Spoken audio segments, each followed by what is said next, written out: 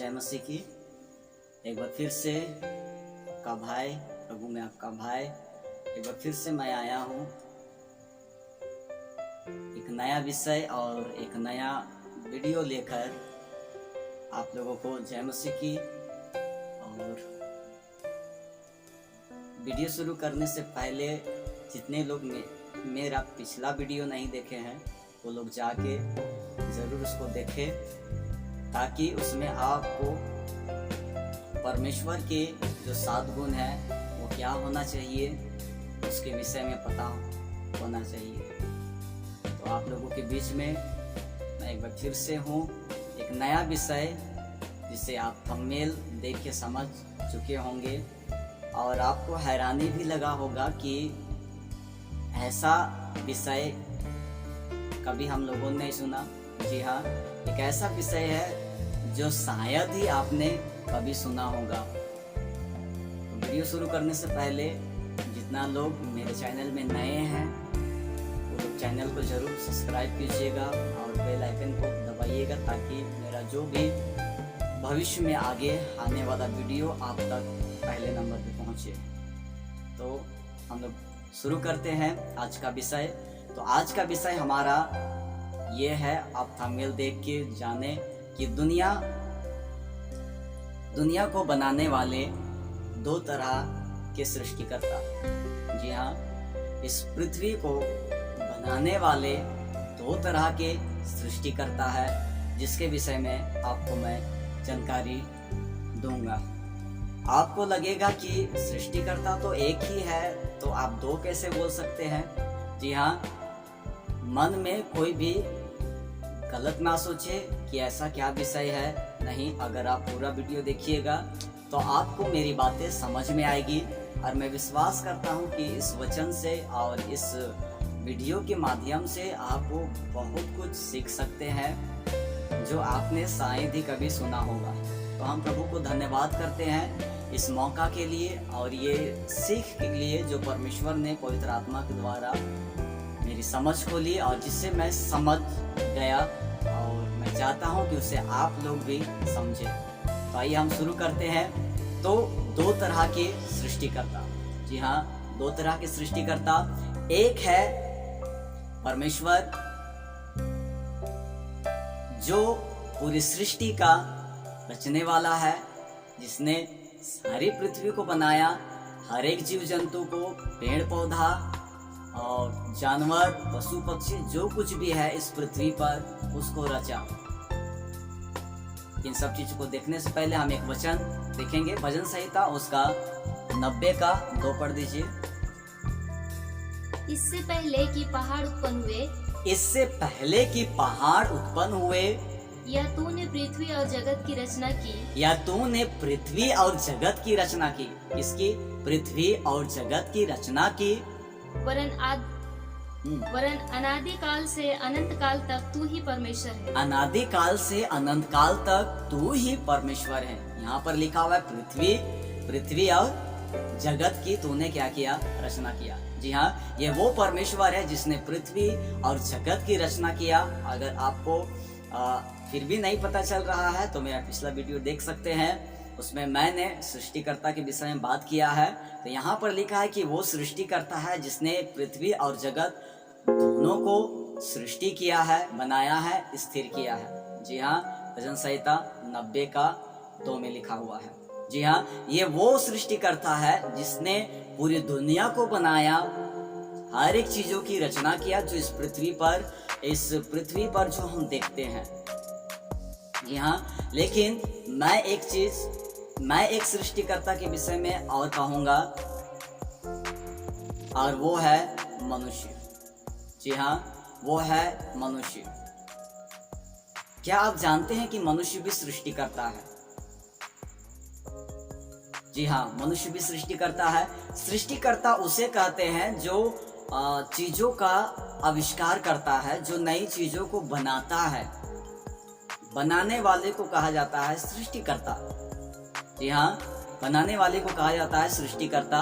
और मनुष्य भी है सृष्टिकर्ता, वो भी सृष्टि किया है। इस पृथ्वी में कई ऐसी चीजें हैं जिसको परमेश्वर ने नहीं बनाया है। जी हाँ, इस पृथ्वी पर ऐसी कई चीजें हैं जिसको परमेश्वर ने नहीं बनाया है। जी हाँ, उसको परमेश्वर ने नहीं, इंसान ने बनाया है। ठीक है, उसको इंसान ने बनाया है। तो आज हम देखें, एक है परमेश्वर जिसने सृष्टि किया पूरे जगत का, और एक है मनुष्य जिसने भी सृष्टि किया। लेकिन हम देखेंगे कि इस दोनों ने किन किन चीजों की सृष्टि किया है। तो पहले हम लोग जानते हैं परमेश्वर ने क्या सृष्टि किया। जी हाँ, सबसे पहले परमेश्वर ने बनाया मनुष्य, दूसरा है जीव जंतु, तीसरा है पेड़ पौधा, चौथा है समुद्र, पांचवा है पहाड़, छठा है सूरज, चांद, तारा, ग्रह और इनके जैसे कई। मैं उतनी लंबा नहीं बताऊंगा, आप लोगों को केवल समझाने के लिए। तो यह है परमेश्वर की रचना, जिसको परमेश्वर ने बनाया है, जिसको परमेश्वर ने बनाया है।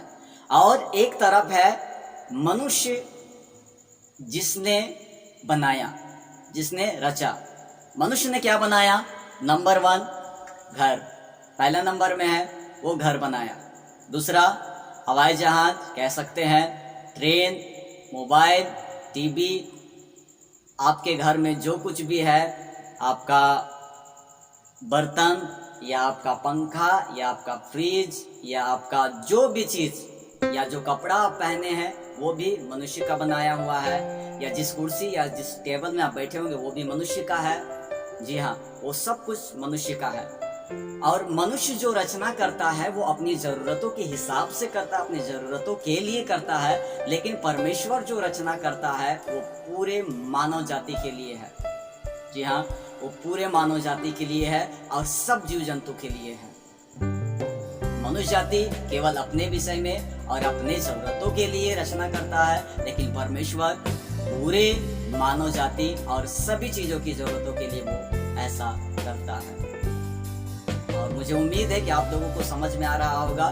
तो केवल 7 पॉइंट जो मैंने बताया केवल यही नहीं है, परंतु इनके जैसे और भी है, आप देख सकते हैं। बस मैं आप लोगों को समझने के लिए मैं यहाँ पर लिख दिया हूँ कि आप इसको देख के आप समझे कि हाँ, ये परमेश्वर का है और ये इंसान का है। जी हाँ, लेकिन इन सब चीजों में एक बात आती है, और वो बात है कि इन दोनों में अंतर क्या है। इन दोनों सृष्टिकर्ता में अंतर क्या है?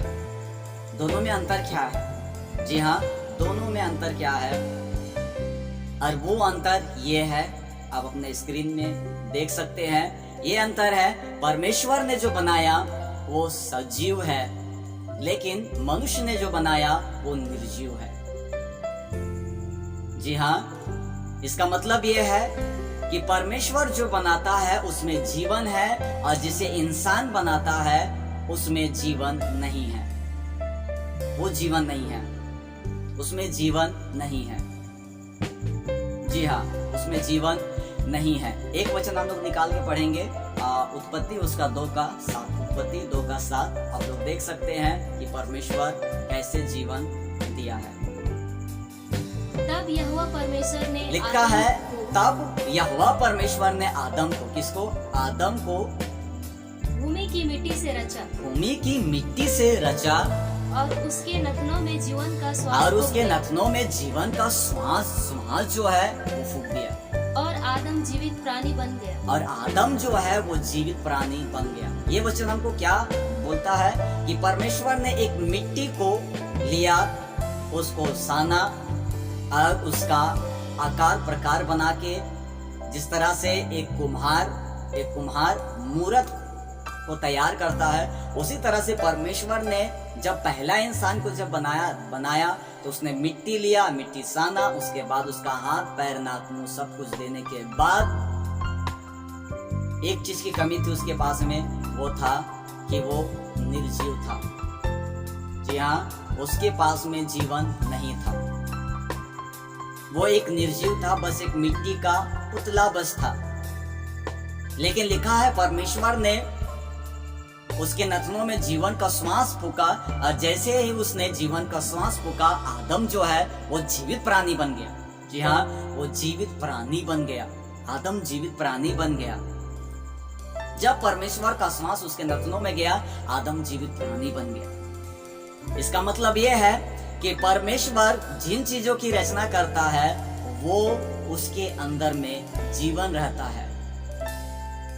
समझ गए? दूसरा है मनुष्य। क्या मनुष्य में जीवन देने की ताकत है? ऐसा कोई वचन कहता है? जी हाँ, हम देखेंगे भजन संहिता उसका 146 का 3 और 4 पढ़ दीजिए। तुम प्रधानों पर भरोसा न रखना। तुम प्रधानों पर भरोसा, प्रधान जो बड़े लोग हैं, ऊंचे पद में है, तुम प्रधानों पर भरोसा न रखना, ना किसी आदमी पर, क्योंकि उसमें उद्धार करने की भी शक्ति नहीं। क्योंकि उसमें उद्धार करने की यानी कि जीवन देने का ताकत नहीं है। और आगे, उसका भी प्राण निकलेगा, वह भी मिट्टी में मिल जाएगा। उसी दिन उसकी सब कल्पनाएं नष्ट हो जाएंगी। उसी दिन उसकी जितने भी कल्पनाएं, जितने भी वो सोच विचार करता है, उसकी सारी कल्पनाएं नष्ट हो जाएंगी। जी हाँ, यहाँ पर साफ साफ लिखा है कि उसमें उद्धार देने की ताकत, सामर्थ्य नहीं है। जी हाँ, इंसान कभी भी जीवन नहीं दे सकता है। उसके पास, मनुष्य के पास में जीवन देने की ताकत नहीं है। केवल जीवन देने की ताकत है तो केवल परमेश्वर के पास में, क्योंकि परमेश्वर ही जीवन का स्रोता है और परमेश्वर ही केवल जीवन दे सकता है। जी हाँ, मैं आप लोगों को कुछ पिक्चरें आप लोगों के बीच में रख रहा हूं जो आप देखें और समझे। ये पिक्चर है मनुष्य का। जी हाँ, जिसको परमेश्वर ने बनाया है। दिख रहा है, ये परमेश्वर की सृष्टि है जो मनुष्य को बनाया है। ये ऐसा दिखता है। लेकिन दूसरे तरफ है मनुष्य की सृष्टि, मनुष्य भी बनाया है इंसान। लेकिन देख सकते हैं उसमें क्या है, वो केवल एक नाम मात्र का मूर्त है। बस केवल आप लोग देख सकते हैं स्क्रीन पे कि वो नाम मात्र का केवल मूर्त है। आप दोनों में आपको क्या अंतर लग रहा है? आप लोग समझ गए होंगे कि इसमें जो है वो प्राण है और इसमें प्राण नहीं है। इसके अंदर में जान है, इसके अंदर में जान नहीं है, क्योंकि इसको परमेश्वर ने बनाया है और इसको बनाया है इंसान ने। जी हाँ, अगर इंसान के पास में अगर जान डालने की अगर ताकत होती तो आज इंसान इस तरह की मूर्तियों पर जान डाल सकते थे। जी हाँ, जान उसके अंदर में डाल सकते थे। लेकिन अफसोस इस बात का है कि उसके पास में जीवन देने की ताकत, जीवन डालने की ताकत नहीं है। एक कुम्हार जब एक मूर्त को तैयार करता है तो वो बहुत अच्छी तरीके से, बहुत सुंदर तरीके से उसको बनाता है। उसका हाथ, पैर, नाक, मुंह सब कुछ होता है उसके पास में। यह सब कुछ है। हमारे वचन में लिखा है, बाइबल के वचन में लिखा हुआ है कि उसके पास आंख तो है लेकिन वो देख नहीं सकता, उसके पास मुंह है लेकिन बोल नहीं सकता, उसके पास कान है लेकिन सुन नहीं सकता, उसके पास हाथ है लेकिन स्पर्श नहीं कर सकता, उसके पास पैर है लेकिन वो चल नहीं सकता। पता है क्यों? सब कुछ है जो एक जीवित इंसान में है वो उसमें भी है। लेकिन दोनों में अंतर क्या है? दोनों में अंतर ये है कि उसके पास में जीवन है और उसके पास में जीवन नहीं है। ऐसा क्यों है? ऐसा इसलिए है क्योंकि इसकी रचना किया है परमेश्वर ने और इसकी रचना किया है इंसान ने। जी हाँ, इसकी रचना किया है इंसान ने। उम्मीद करता हूं कि आप समझ रहे होंगे। और एक चित्र और देख लीजिए। ये आपको कौन सा चित्र दिख रहा है? ये चित्र दिख रहा है आम का पेड़। जी हाँ, ये आम का पेड़ आपको दिख रहा होगा। ये परमेश्वर की सृष्टि है जो आप देख रहे हैं।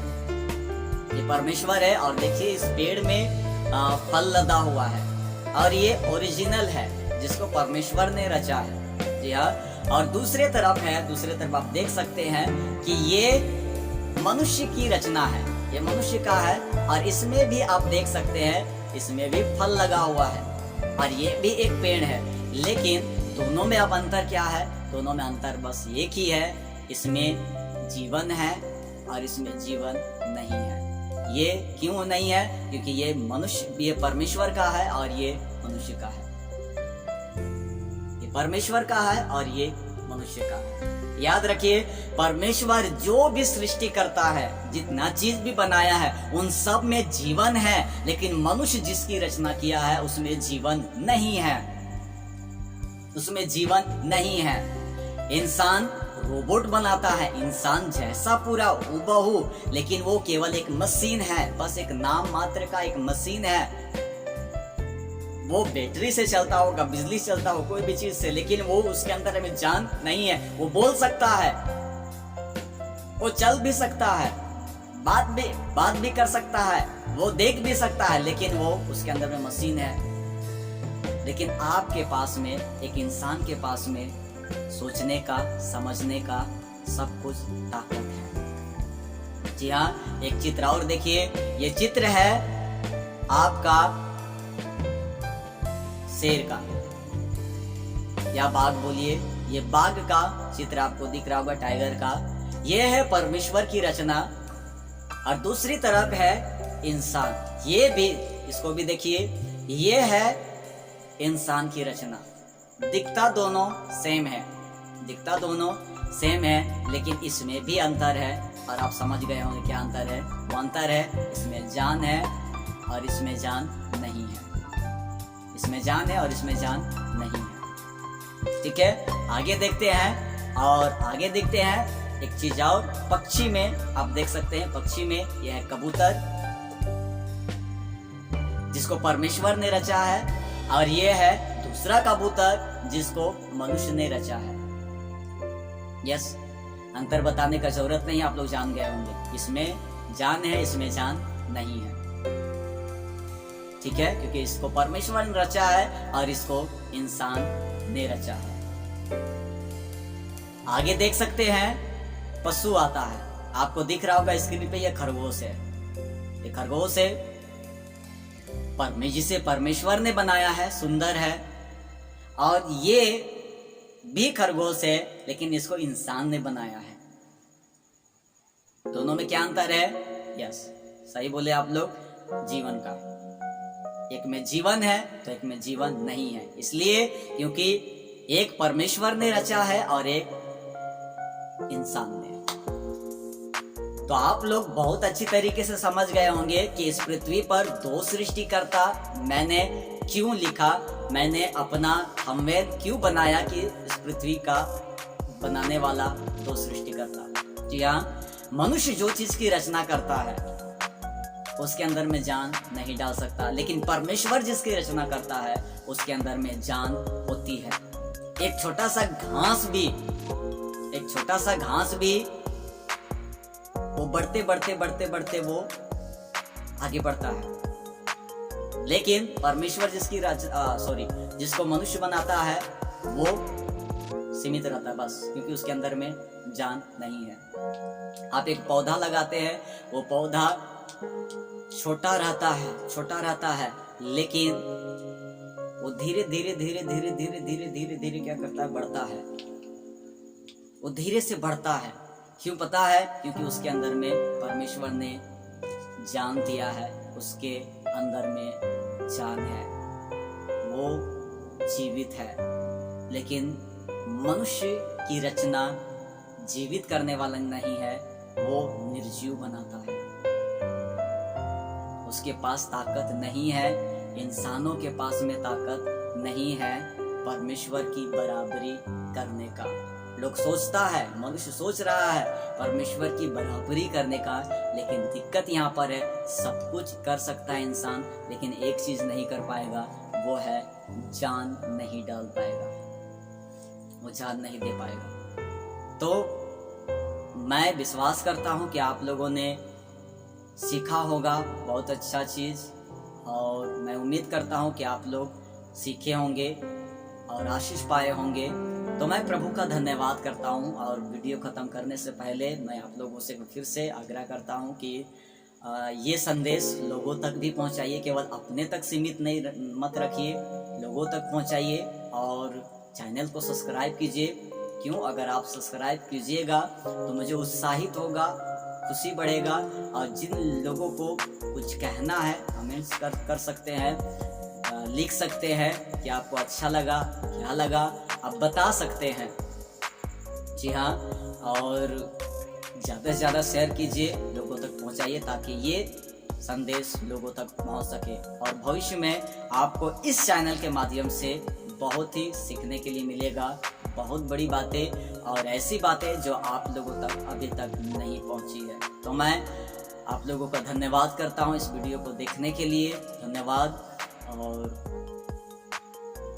परमेश्वर आपके परिवार को, आपके पूरे परिवार को आशीष दे, और आपको संभाले, सुरक्षित रखे इस समय में, और आप हमेशा प्रभु के साथ आगे बढ़ते जाओ, मसीह यीशु के साथ आगे बढ़ते जाओ, यही प्रार्थना करेंगे। और जितने लोगों को प्रार्थना रिक्वेस्ट देना है, मेरा नंबर स्क्रीन में दिख रहा होगा, कॉल कर सकते हैं, ताकि हम आपके लिए प्रार्थना करें। और जो भी बात है आत्मिक बातों के लिए समझना, आत्मिक वचनों को समझने के लिए, जो वचन समझ में नहीं आता है, उन सारी बातों के लिए आप कमेंट्स कर सकते हैं। और तो इसी उम्मीद के साथ में आप लोगों को जय मसीह की, प्रेज़ द लॉर्ड।